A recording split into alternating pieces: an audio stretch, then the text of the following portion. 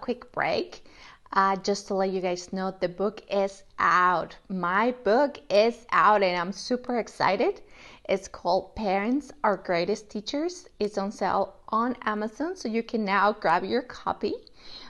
Do leave me a review on Amazon, comment, DM me if you have any questions, and let's keep on sharing our stories. And now, let's go back to our episode. Hello, everyone. This is your host, Alex Valgood, and this is Leap of Health. And today we have Dr. Kevin Payne. He is going to be part of our 10-part series of healing to the path of success. So welcome, Doctor. Well, thank you, Alex, for having me here. I'm delighted to converse with you. Thank you. Thank you. And so, yes, so tell me a little bit about your story and how did the healing started for you?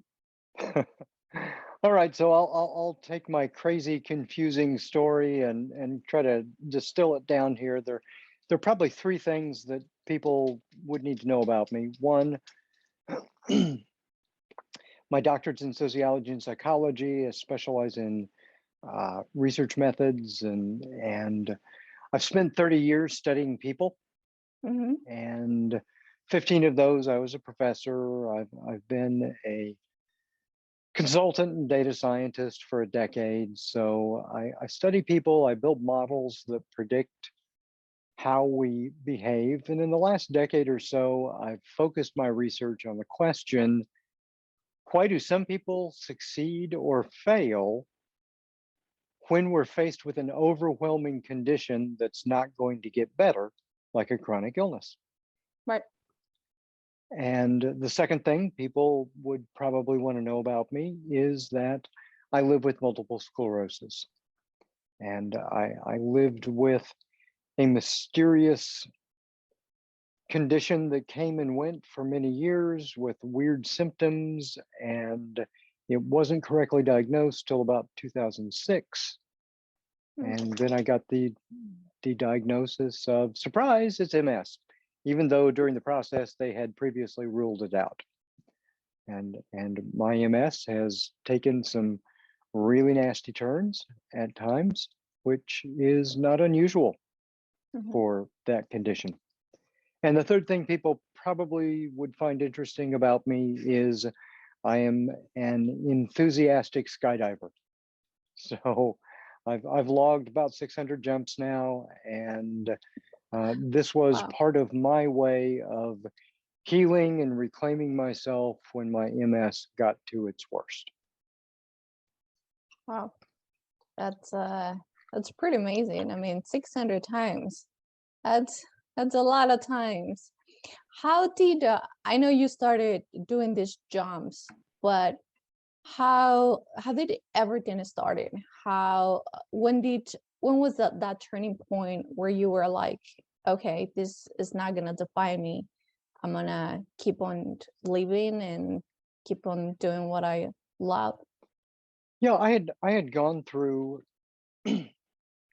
years of really challenging exacerbations to my MS, and it had gotten worse. And it's not just physical symptoms, it's cognitive and emotional. And during that time, my then wife was also dealing with a mystery illness that turned out to be a very advanced cancer.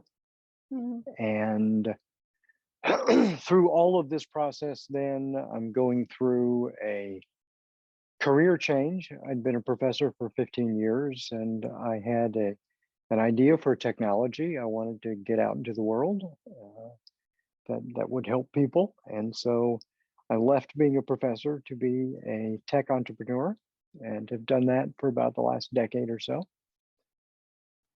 And during this period, I went through a really awful exacerbation to my MS where I lost a lot of my cognitive function. And for me, that was really serious because I'm a brain guy. I do brain stuff. That's how I make a living in the world. And Suddenly we were there without a net, and I didn't know what to do. And I became very depressed. And my wife and kids decided that their journey was better without me in the circumstances I was in. So I was left alone, and some other really awful things happened, and I kind of hit bottom. I could not find a way from the existence I was currently in to a life that I was interested in living.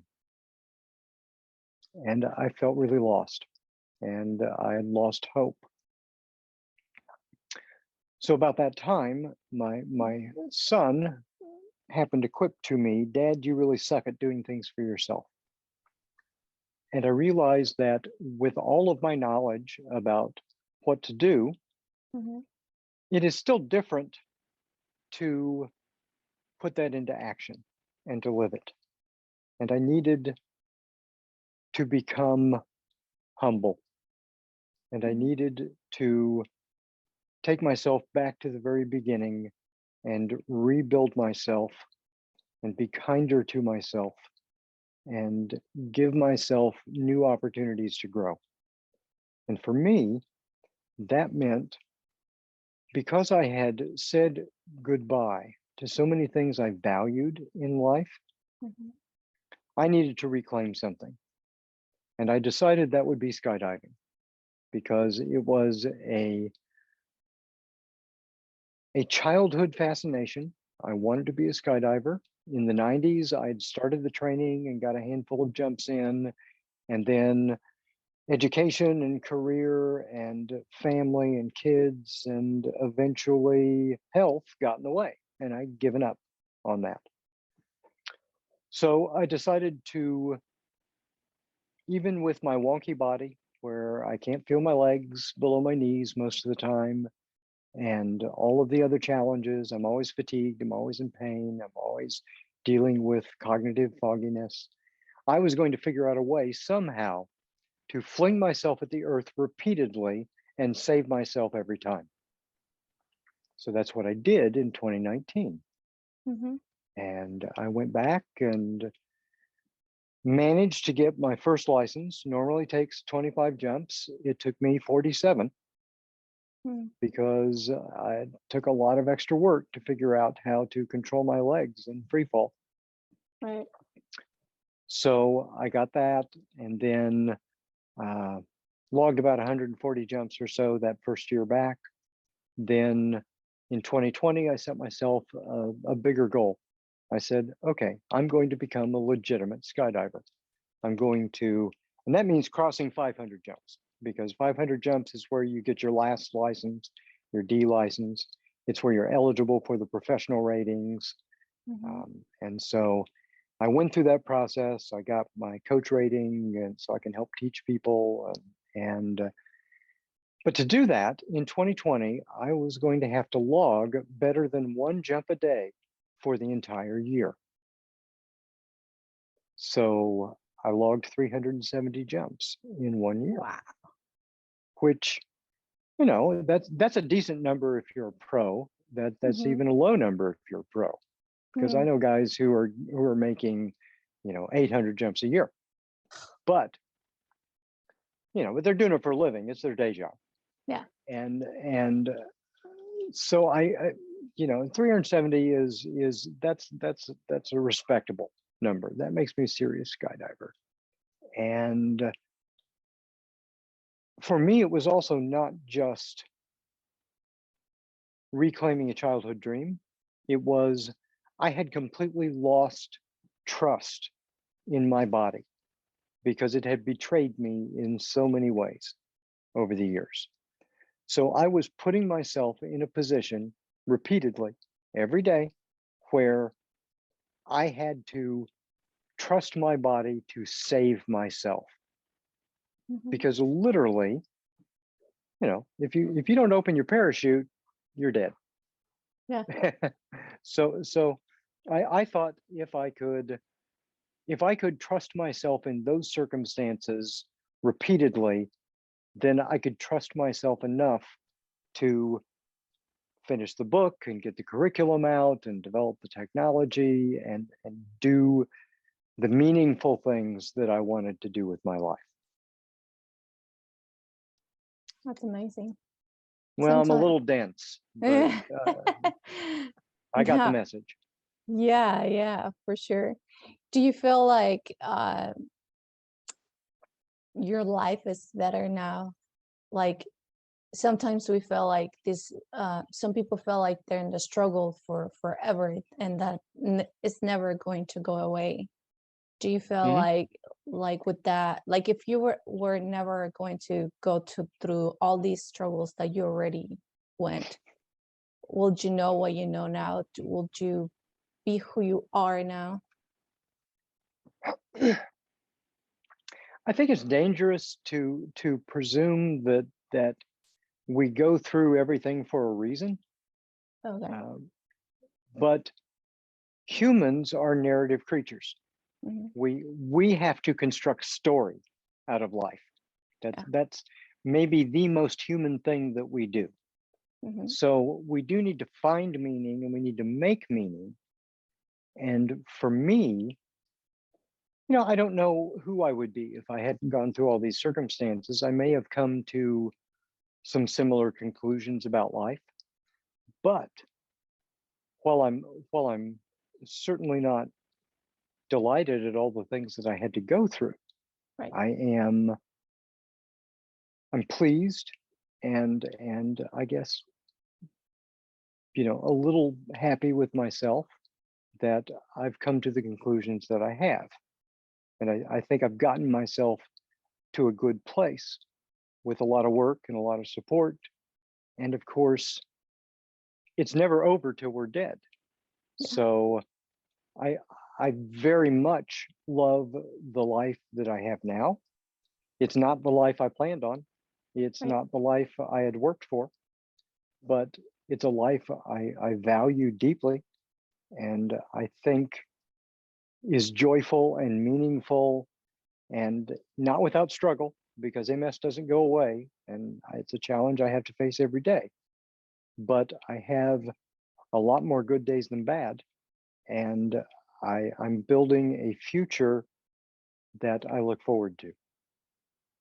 Yeah, for sure. I know you mentioned that you found some support. I like to ask this question because I know a lot of people still, uh, about mentors. People Mhm. sometimes they have this belief that I can do it all. I don't need anyone, which they can't. I mean, by all means, it might take you longer or a little bit more of a struggle or not. I mean, everybody's journey, I know it's different. But what's your intake on like having a mentor or mentor people or actually having a community supporting you throughout your whole journey in life, pretty much, whether it's professional or personal? I think one of my issues now, certainly, I had mentors along the way that were uh, truly important to me, and I had advisors in my doctoral chair, and really wonderful people who were very giving of their time and their insights. Mhm. I think one of my challenges was that I had gotten to the point in my life where I was always the expert. I was always the mentor. I was always the person because I spent 15 years as the professor and a decade as a consultant. And so I'm always Yeah. the expensive guy they're calling in to Mhm. give them the answers. Oh, And I had gotten really lousy about doing things for myself because I'd gotten so concerned with being the guy with the answers that I had lost touch with that beginner's mindset. mm, mhm. And so going back to skydiving was something that I knew I was not going to be naturally good at. because I had to figure out how to work my legs in free Mm-hmm. fall. Yeah. And that was a real serious challenge. Because when you don't, when your legs are out of kilter, Mm-hmm. then you spin and flip around and it looks terrifying. I mean, I've got it on video and it looks terrifying. So I knew that I was putting myself in a position where I had to get in touch with humility again. And I had to humble myself and be kinder to myself and be willing to fail repeatedly and to Mm-hmm. be okay with that and not try to cover it or make it a good show. It's like, no, I failed. I need more Mm-hmm. help. Let's figure it out. Yeah. And that is a mindset, especially as we get older, Mm-hmm. that we have a more difficult time putting ourselves in. But that's how we grow. Mm-hmm. And if you're not growing, you're atrophying, you're dying. And so often we think that the solution is to become an expert and to become accomplished. And that's useful in some ways, but the real solution is often to become a humble learner. Mm-hmm. Yep. And I had to get in touch with that again. Yeah, for sure. As I mentioned to you, and all my listeners probably know by now, I'm a professional dancer, and at some point in my career, um, I thought I was so good that I didn't need anything else, right?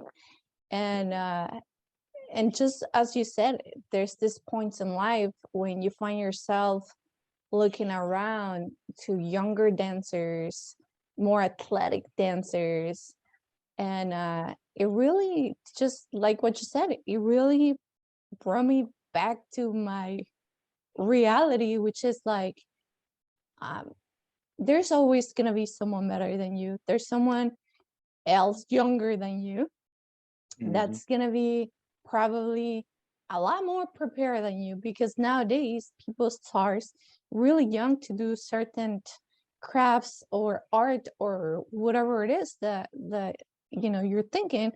And so it brought me back to really humble myself, and started with a different mindset now as a always a student. And Mhm. so it really brings you a different perspective. In this case, not just only in dance, but in life in general. It was one of my hardest lessons that I went through. Hmm. Yeah, well, when we come right down to it, most of us think we Hmm. do a pretty good job at being human because we are human. Right. And and what we have to realize is that half of all humans are below average. and and that is often Ouch. us. That's Uh-huh. true. It's Yeah, true. yeah. And you're looking around to the other people in your life Hmm. kind of implicitly to figure out how to do things, and they're just winging it, and most of them aren't doing a very good job about it either. Hmm. And sometimes it's really difficult for us to accept that something so basic as doing well at being human in the world is something that we have to learn, and something that we have to study, and something that we have to practice, and something that we have to fail at repeatedly, Hmm. because failure happens at the edge. And this is all about us growing our edges.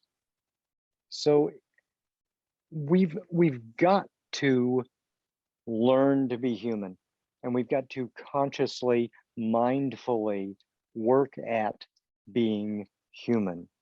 And when you are put in a position like me with a chronic health condition, where now suddenly there's this great big bad thing that's dropped in the middle of your body and your life with you, and you can't get away from it, Hmm. well, that's something we've really not been taught how to do.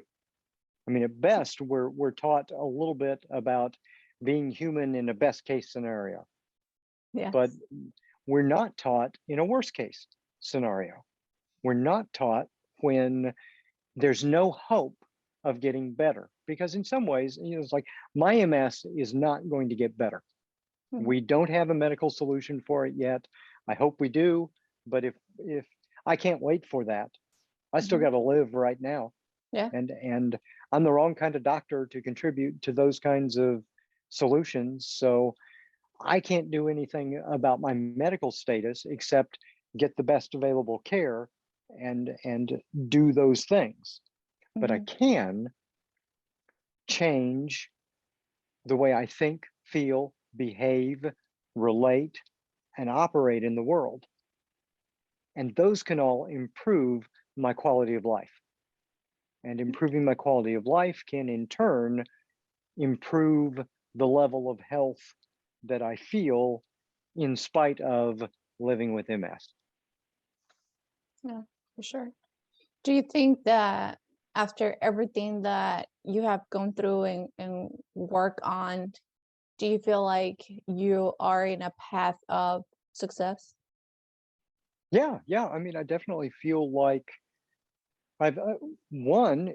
I'm a legit skydiver, Mhm. and so that's good. And that is like my happy place. That really is because uh, a skydive is like the perfect biochemical reset. You leave the door, you get an adrenaline shot. You open your canopy, you get a dose of serotonin and dopamine, and then you hang around with your friends, with your sky family at the drop zone afterwards, swapping lies about how well your jumps went, and you get oxytocin. So you hardly ever see skydivers who are not happy people because it is a wonderful, happy, joyful, mindful, focused experience. So yeah, I got that. But also I've been able to, even though I pivoted my professional career Mhm. to helping those with chronic illness, loved ones and caregivers, and a lot of medical health and wellness professionals, because most medical professionals are trained through an acute care model. And Mhm. that acute care model is we identify a problem, we identify a medical problem, and then we apply a medical solution and we send you back to your normal life. But with chronic illness, that model gets broken. Yeah. It's got to be thrown out the window. And that has contributed to a lot of burnout and secondary distress and other challenges that we're seeing amongst those professionals. So for me, it's about blending my academic expertise and my experience, both as somebody living with the chronic condition and who spent many years as a caregiver, to try to make better practical tools available to everybody involved. And I find that extraordinarily gratifying and rewarding work. Yeah, for sure. Do you believe that storytelling it's important in all these help or assistance that you do with patients with chronic illness or Yeah, it's crucial, and I'll give you a very graphic illustration. So I first launched this company under another name about 4 years ago, Mhm. and the science was great, right? Because I'd been doing the research for years, and I mean, hundreds of interviews, thousands of surveys, millions of data points, meta-analyses across thousands of studies. Science is great. However, I was reluctant to share my own complete story out of it. And on the one hand, it was, I think the science is the important thing because that's what's going to help people if they Mhm. put it into action. However, it was also a way of protecting myself because I didn't have to acknowledge just how awful things had gotten in my own life.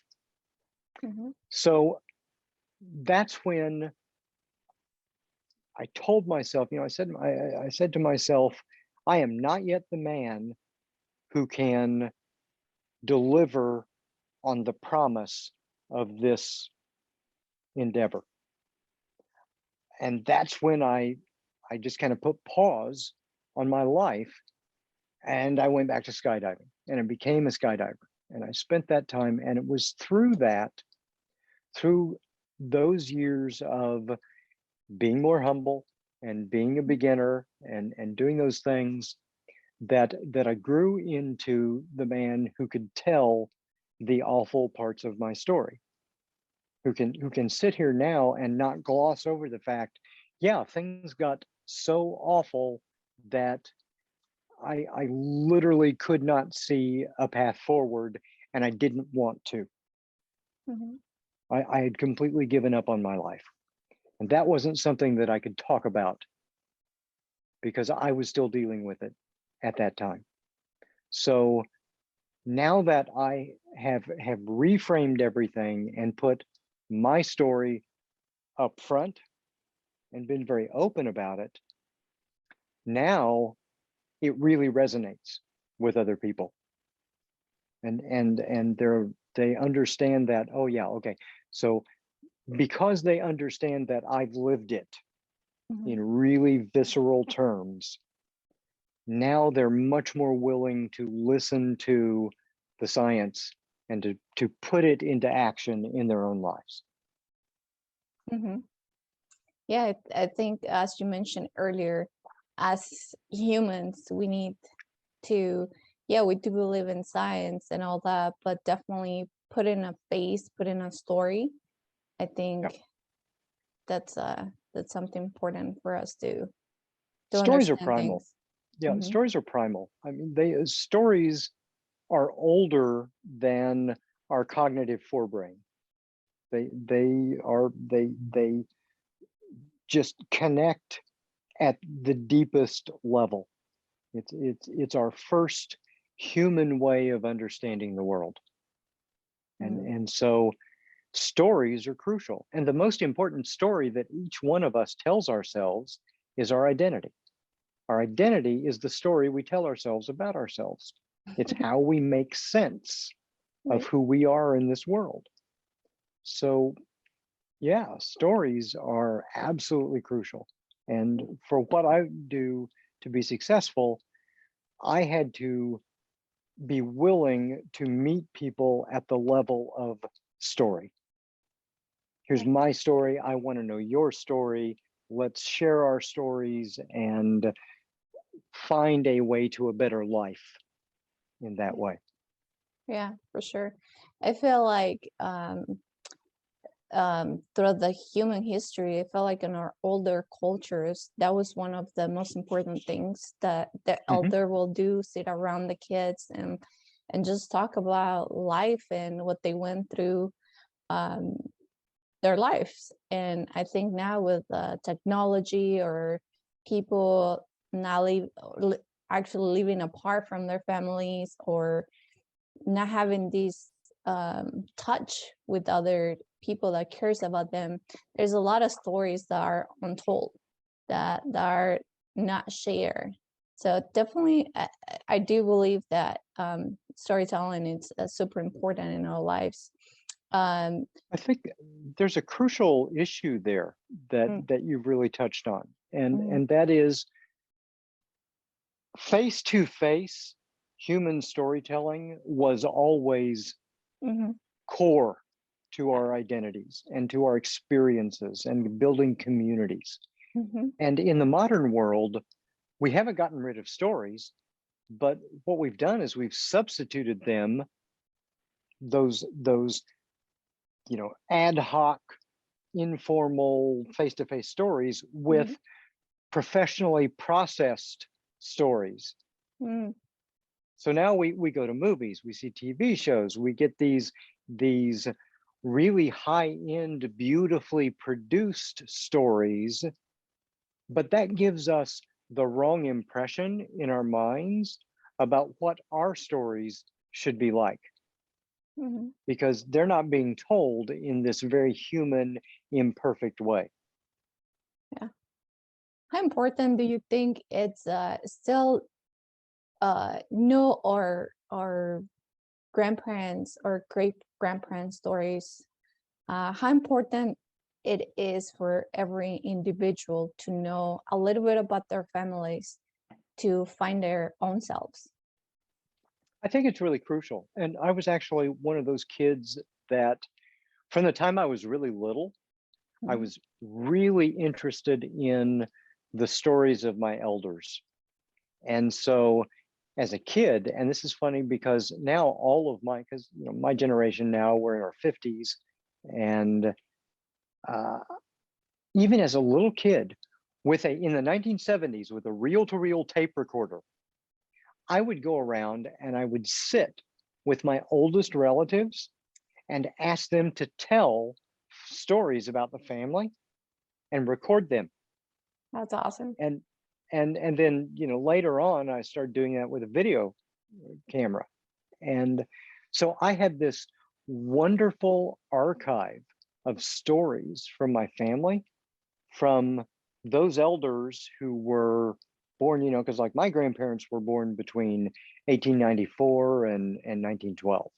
Mm, So they, lived through some really fascinating things. yeah, And they, like my Aunt Faye, my dad's oldest sister, she actually remembered being in a household as a little kid with a Civil War soldier.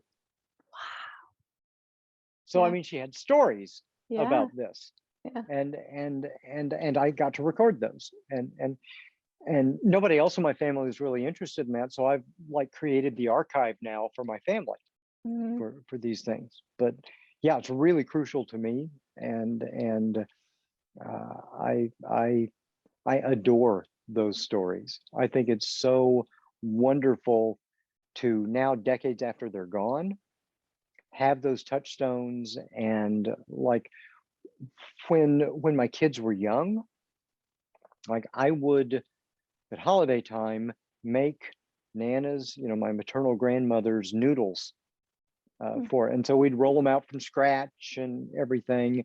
And there was a wonderful picture in my kitchen by the stove of Nana and her sister Annabelle, taken in 1917 when they were little kids. that's And awesome. so they would watch over us, and the kids would be little, and I would cook, making the family recipe, and tell them Mhm. stories Yeah, about the family as we did it, and make it a ritual and make it something that we return to as a kid. And I think that's really important. yeah, yeah. I think so too. I think where there is an amazing memory, as you said, making noodles, or the story about your aunt, or where there is other stories that dictate or send us through a different path, because maybe some of us have amazing families, some of us we don't. But I think even when we don't, I think it's also important to know, why is my mom abusive, or my dad, or why did they act in the way they did. So also I think that also plays a big part of to know, right? Yeah, humans, we need some kind of explanation. We need to Mhm. feel like we know, even if it's a bad explanation. Sometimes we'll glom on to the available explanation, even if it's bad, because we need to have a sense of why, and we need to have a sense of connection, and we need to have a sense of direction in the world. Mhm. We don't do well when we feel like we're lost. Yeah. So stories contribute to all of that. It Mhm. contributes to how you fit into the bigger picture, Mhm. and it helps condition. Maybe it's because you want to carry on something in your family, but maybe it's because very explicitly you want to reject something that Yeah. you got from your family, and you want to create a new tradition or trajectory. Yeah. And that's okay too, but stories are still essential for that process. Yeah, for sure. Especially in the process of healing, I think people, as you said, they do need to know the story and how it relates to themselves to Yeah. kind of like find who they are. So, because I feel like, I don't know, that's just how I felt, but new generations, I felt that they missed out on a lot of stories, a lot of information from like their great grandparents, their grandparents. Sometimes even grandparents are not around anymore, whether it's because of distance, geologically, and all that. But I think people should understand that that's like a great part of develop and grow and heal. Yeah, and I think especially when we talk about healing, Mhm, one of the issues with stories and with chronic illness. So like I have MS, mhm, but over half of all Americans now have at least one chronic health condition. 18% of us have 5 or more chronic health conditions. And so what that means is if you don't have one, you care about somebody who does. And that is something that is difficult to incorporate into your own story because we all want to be the hero of our own story. mhm, That's and suddenly you've got something that is by nature bad, negative, harmful that has been forced into your story with you. You didn't choose it. And we need to feel a sense of agency, a sense of maybe not control, but at least influence on our own lives. mhm, But by definition, a chronic illness is something that's come in and may or may not ever get better. mhm, So now you have to rewrite part of your own story and do it in a way that you didn't choose, and that you're not happy to have to deal with. And that can be difficult. How do you write your own story when so much of that story is dictated by some other source and is not a happy story? mhm, So we have to learn new tools for crafting our own narrative as we're doing this. And you can't just ignore it. You can't just pretend it's not there. mhm, And you can't make it the star of your story either. mhm, It's I'm for me, I'm not an MS patient. I am a guy who lives with MS and yeah, lots of other things too. And that seems like it's a trivial little distinction, but it's not. mhm, Because to succeed, MS can't be the center of my life. It's something I have to deal with, I have to acknowledge, but it can't be the center of my life. yeah. What are some of the tools that you use to help yourself to get to that mindset? Yeah, first of all, it's we have to become more aware of ourselves. Mhm, We have to become more mindful of ourselves. And this is really difficult because when you start thinking about it, really, we don't pay a lot of attention to ourselves. We really mhm, don't. We're on autopilot most of the time. yeah, And it's okay to be on autopilot sometimes, but we need to be, and this will sound silly, we need to be more consciously aware of when we are on autopilot. mhm, And we need to be more aware of the decisions that we're often making. You know, people say, well, they'll look around and suddenly, how on earth did I end up sitting on this couch for 3 hours with a bag of potato chips that's almost gone? Oh, come on. It's, you have to be more aware. And yeah, that takes practice. mhm, Like anything else, it can be learned. mhm, You have to practice inserting a pause where you are considering how you are writing your story. what you are doing with the next part of your story, rather than just being on autopilot and then reacting, and sometimes reacting with disgust or frustration or anger after the fact, Mm-hmm. because then it's too late. You've already done that stuff.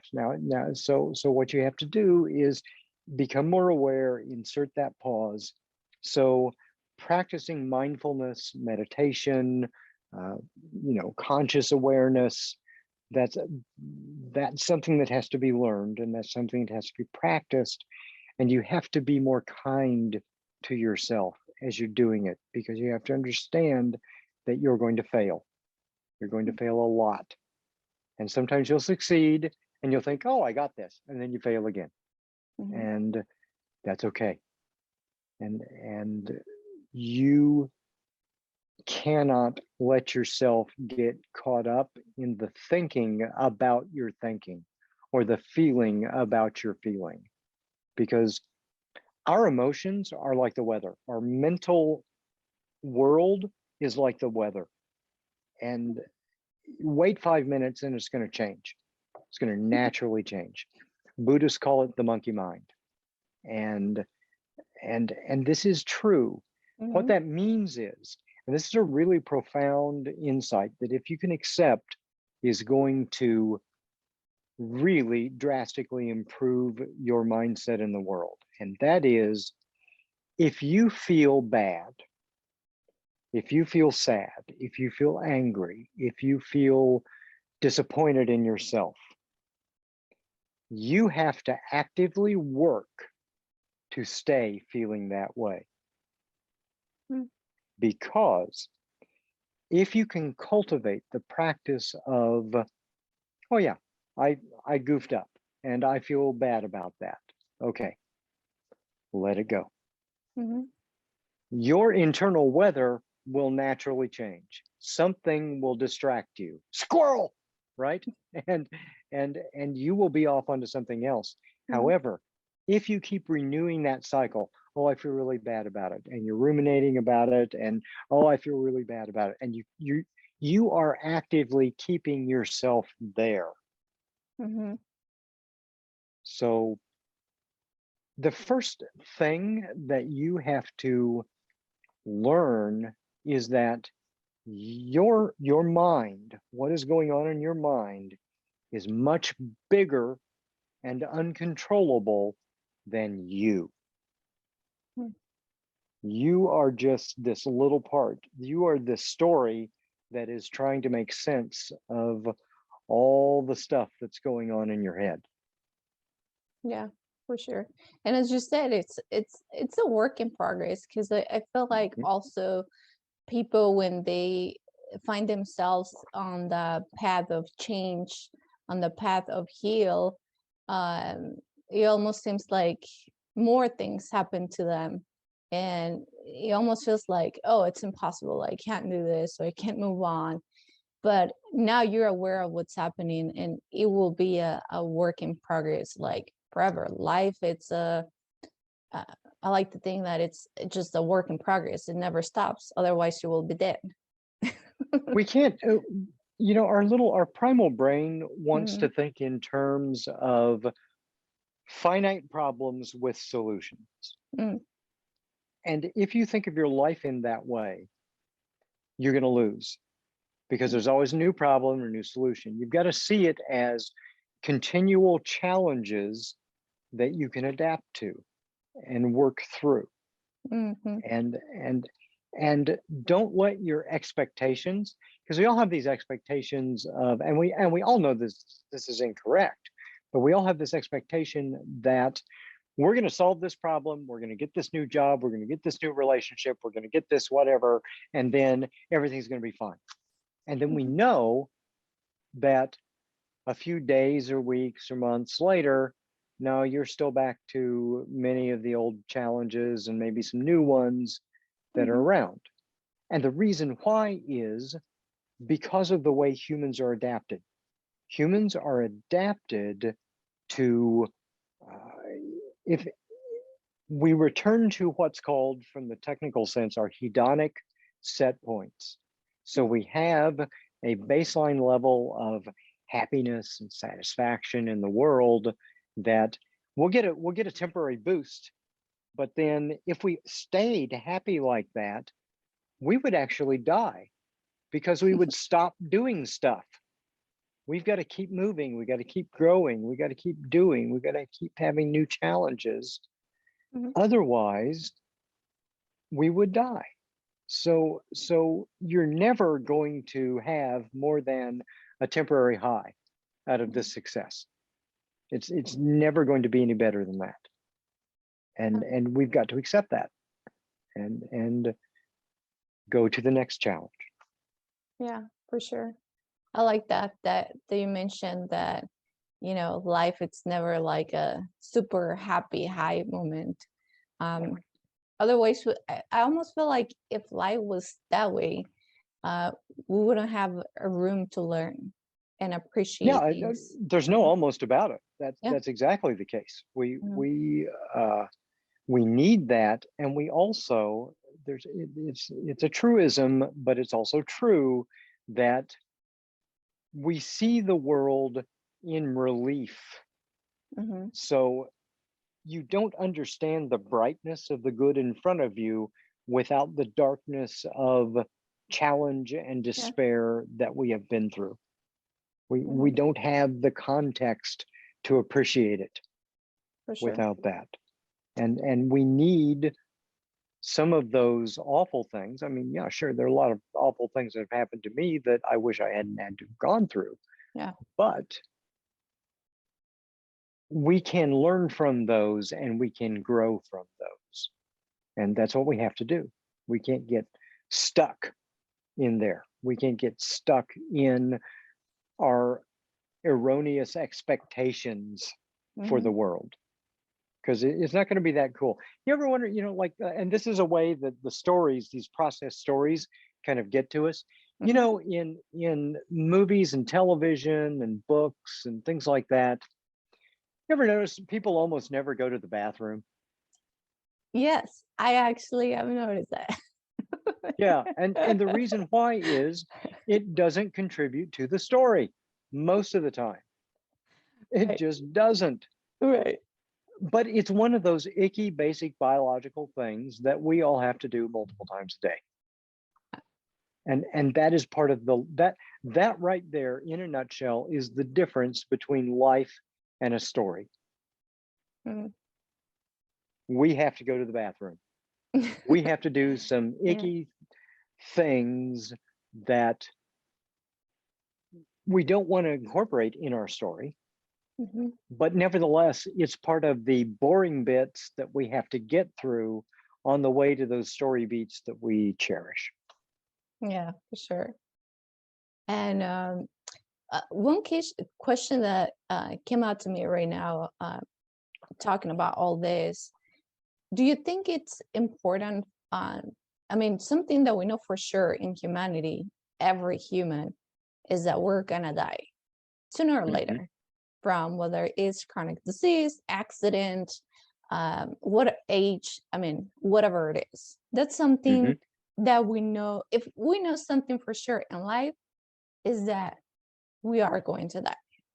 Do you think it's Yep. important for all of us to have actually almost like sit on the question to appreciate everything else that we have? Do you think that question is important to be asked throughout our lives? Yeah, the existential question is crucial. I mean, Yeah. to the best of our knowledge Mm. so far, and there may be a little bit of experience, but humans are basically the only animal that understands we are going to die. Mm. And there may be some indications with some other higher mammals, but Mhm. for the most part, this is something that's really unique. From a young age, we know we're going to die. Mhm. And there is in the Roman school of philosophy, Stoicism, which is, I think, a wonderful Mhm. uh, set of readings for people to go through in our age. So, like Marcus Aurelius and all of Yeah. them. Mhm. Uh, they have a practice called memento mori. And memento mori is to be mindful and to remember death. Mhm. And I'll give you two stories about this that I think are important. One, sometimes when I'm not doing this, I run around as a pirate. No joke, I run around as a pirate, Lassie. And one of the things that we all know about pirates is that pirates have a Jolly Roger, right? It's a flag that has like a skull and a crossbones on it. Mhm. Okay. And we misunderstand what that flag meant, because in the culture of 300 years ago, when Mhm. we're talking about the high golden age of piracy, that was a memento mori. And Mhm. what is that? That is a reminder that death is always present. Mhm. But the importance, and here's the reason why the Stoics wanted, and they would like carry a memento mori with them. And the reason why is when you are reminded that death is an ever-present part of living, that encourages us to seize life in every moment, Mhm. because it can be gone. Yeah. The second one, and this is another reason why I love skydiving. Mhm. So every time I jump out of an airplane, that's usually at 14,000 feet. And at 14,000 feet, if you fall to the earth and you don't open your parachute, my life expectancy is 82 seconds. Wow. So I have a little voice in the back of my head Mhm. that says every time I exit an airplane, 82 seconds. And then at where this photo on my book is taken, Mhm. I'm at 5,000 feet, right there. And my life expectancy at the moment this photo was taken was 27 seconds. And what I'm doing in this photo is I've got my hands up to my forehead and I'm about to sweep them out. That's a gesture every skydiver in the world will recognize. I talk about it in the prologue. And what it is it's called the wave off, Mhm. because I am warning everybody in my airspace that I'm about to actively take action to save myself. Mhm. Because you wave off, then you deploy your parachute. Now, how often in our day-to-day lives are we faced with a moment when we actively choose life?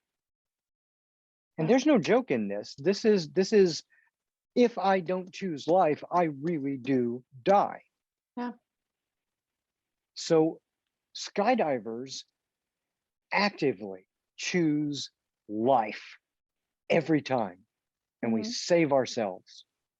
And that is such a profound message. It's such a profound Yeah. lesson. When skydivers say goodbye to one another, we usually say blue skies.